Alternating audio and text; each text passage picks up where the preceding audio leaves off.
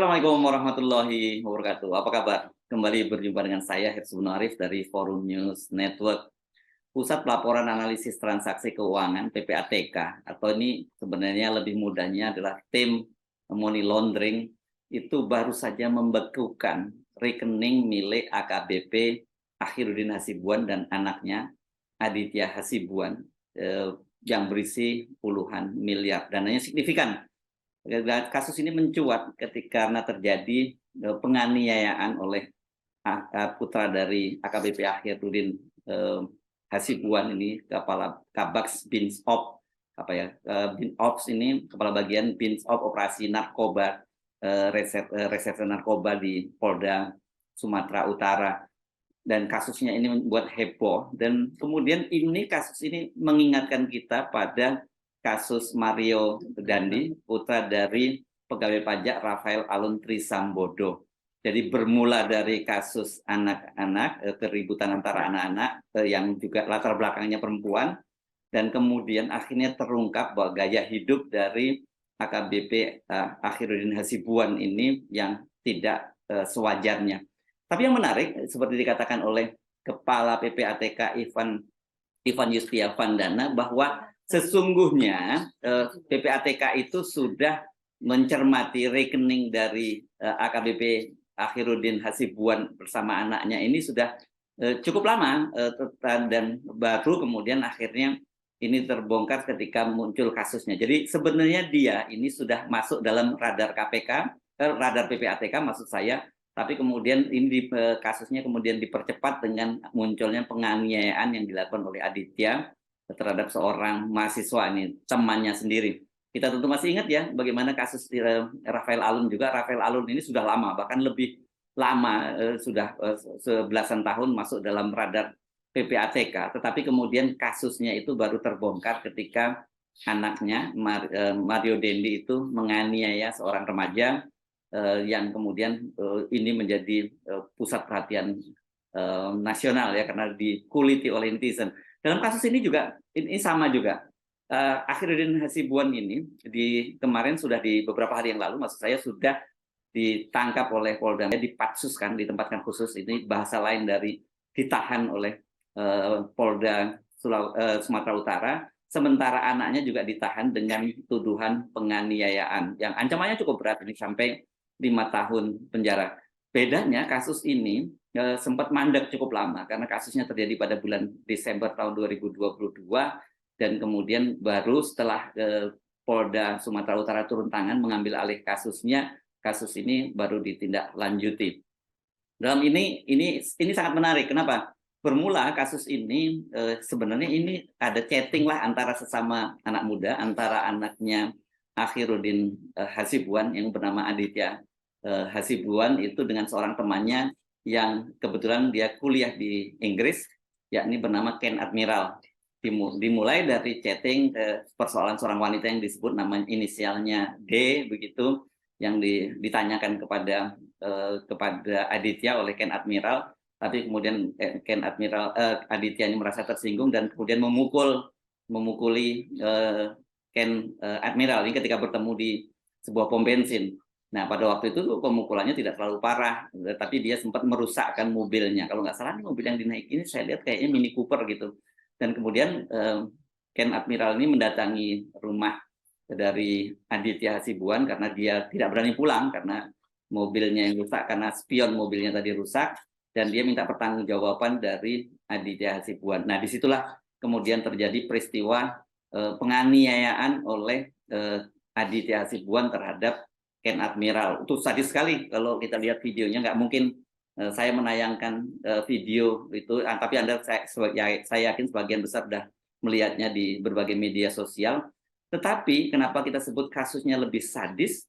Karena pada waktu peristiwa terjadi, justru di situ hadir AKBP Akhiruddin Hasibuan, dan malah di situ dia seperti mendorong untuk putranya Aditya Hasibuan untuk terus melakukan penganiayaan sampai membentur-benturkan kepalanya ke lantai di depan rumah dari Akhiruddin Hasibuan ini. Dan kemudian ketika ada seorang kelihatannya mungkin teman dari Ken Admiral yang mencoba menghentikan penghentikan penganiayaan yang dilakukan oleh Aditya justru dihalang-halangi oleh Akhiruddin Hasibuan. Ini Akhiruddin Hasibuan ini memang dalam banyak, ternyata dia punya beberapa kasus lainnya, seperti dia juga terungkap pernah melakukan penganiayaan terhadap seorang petugas parkir yang sudah cukup sepuh gitu, dan itu hanya gara-gara dia parkir di tempat sepeda motor dan diminta untuk memindahkan mobilnya ke tempat parkir lain. Pada waktu itu, kalau dalam bahasa orang Medan, langsung ditunjangnya ini si tukang parkir, dipukul dan tunjangnya, dan itu waktu itu sempat geger, tapi rupanya kasusnya tidak berlanjut. Kasus ini juga tidak berlanjut kalau saja tidak kemudian ramai juga di media sosial, mulai dari postingan dari kakak Ken Admiral, dan kemudian disambut oleh sejumlah anggota DPR, terutama dari Komisi 3, dan kemudian akhirnya kasusnya diambil alih oleh Polda. Nah, kenapa saya menyebutnya kasusnya itu lebih sadis? Karena tadi kalau dalam kasus Mario Dandi memang terjadi penganiayaan, ya, penganiayaan terhadap David.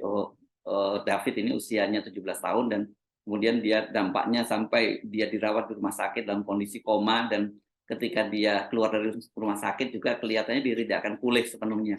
Begitu juga dengan Ken Admiral ini, walaupun dia sekarang ini sudah kembali ke Inggris untuk melanjutkan studinya, tapi menurut orang tuanya, anaknya ini kemungkinan besar itu mengalami semacam cacat, ya, saya tidak tahu permanen atau tidak, tapi jelas matanya mengalami gangguan, dan juga kesehatannya terganggu sekali akibat penganiayaan yang dilakukan oleh Aditya Hasibuan.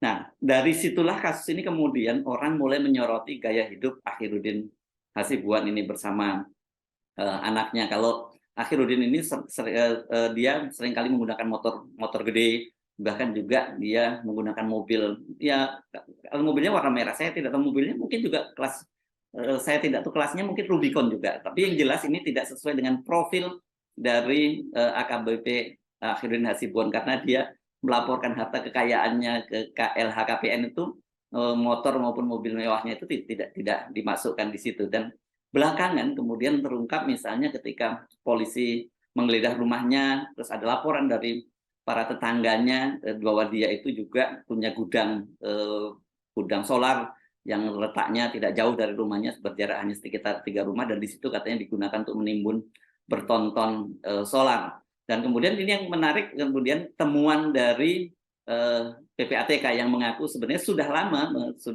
sudah mencurigai adanya transaksi keuangan di rekening Akhiruddin Hasibuan dan anaknya Aditya Hasibuan, yang disebut oleh juru bicara PPATK Nasir Kongah, yang menyatakan bahwa ini angkanya cukup signifikan, tapi sampai miliaran. Jelas ini tidak sesuai dengan profil dari Akhiruddin Hasibuan. Nah, apakah ini berkaitan dengan pencucian uang? Itu kemungkinan besar arahnya kepada pencucian uang, karena Wakil Ketua Komisi 3 Ahmad Saroni menyatakan bahwa PPATK dan KPK, dia lebih pada KPK-nya ini harus mulai bersiap masuk ke wilayah ini.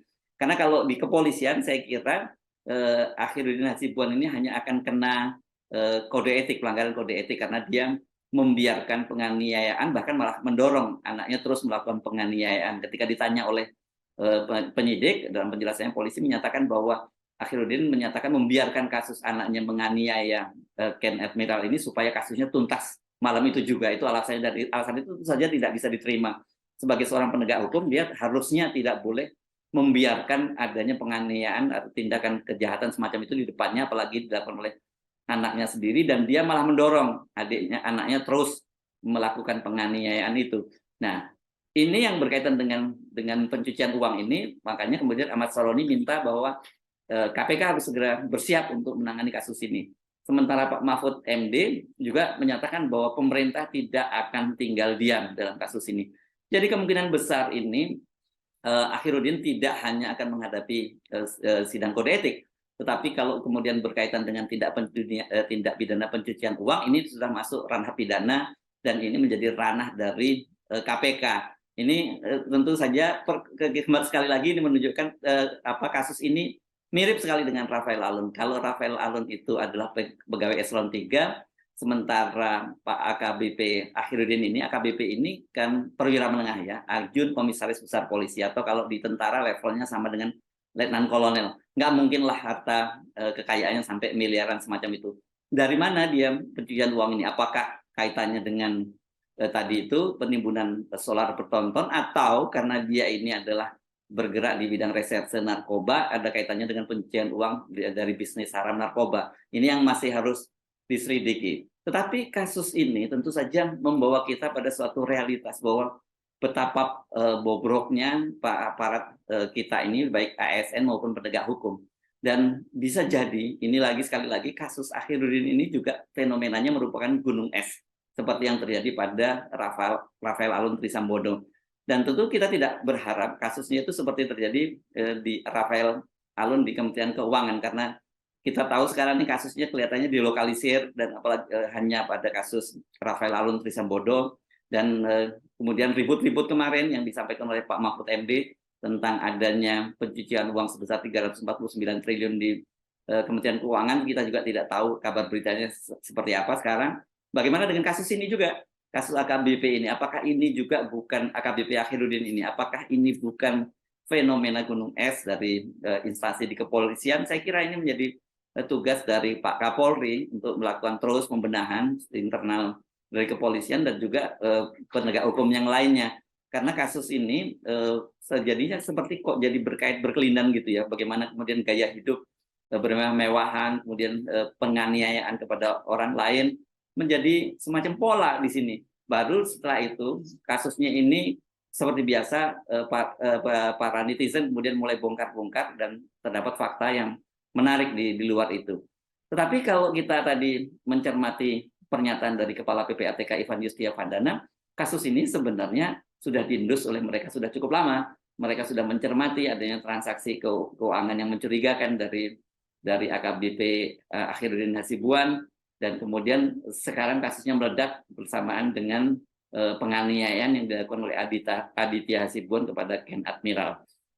Ya, ini kasus ini menurut saya betul-betul membawa kita jadi bertanya-tanya, bagaimana sebenarnya negara ini dikelola, bagaimana ini para aparat kita, para aparatur sipil negara, para penegak hukumnya, kemudian ternyata memanfaatkan jabatannya untuk mengeruk kekayaan sebanyak mungkin, kemudian menimbunnya dan menggunakan pola pencucian uang. Itu selalu modusnya seperti itu. Jadi karena itu saya tidak berlebihan kalau saya menyebut kasus ini sebenarnya kasusnya sama seperti kasus Mario Dandi dan David. Sementara ini terjadi pada Aditya dengan Ken Admiral, dan kemudian menyeret orang tuanya yang diduga ini melakukan pencucian uang, dan biasanya kalau pencucian uang ini berkaitan dengan dana-dana haram. Dalam kasus Rafael Alun Trisambodo ini jelas ini permainan antara dia dengan para wajib pajak dan juga dengan petugas-petugas pajak lainnya. Sementara dalam kasus dari AKBP Akhirudin Hasibuan ini kita belum tahu ada di bisnis apa, bisnis haram apa, apakah timbunan solar yang bertonton yang disebut oleh para tetangganya tadi, atau ada kaitannya dengan jabatannya di Reserse Narkoba Polda Sumatera Utara. Kita berharap kasus ini bisa dibongkar habis, dan apakah kemudian ini merupakan fenomena gunung es, yang saya kira ini penting untuk terus dicermati. Saya Hipsu Arif dari Forum News Network, sampai jumpa lagi. Wassalamualaikum warahmatullahi wabarakatuh.